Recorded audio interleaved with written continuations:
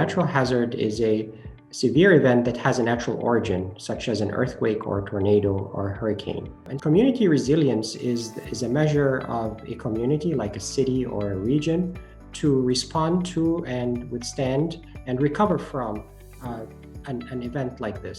Natural hazard research has evolved into a multitude of areas or disciplines, and each one is dedicated to solving a piece of the problem.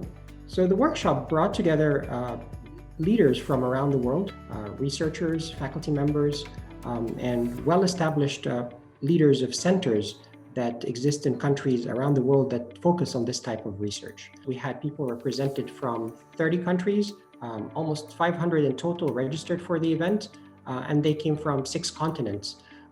And in spite of the time zone difference, we had several hundred people actually attend in real time. Some of the most devastating effects of natural hazards and some of the most interesting from an academic perspective happen at the interface between those disciplines. And that means that as researchers, we need to work better together.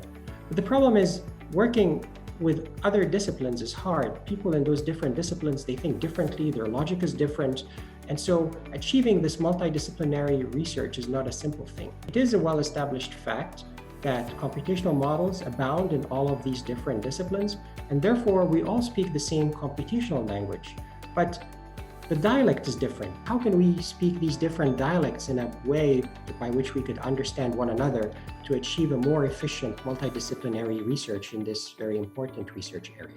Computational research in hazard mitigation is a very rich area because it enables the interdisciplinary efforts that I think have stymied our field for a long time.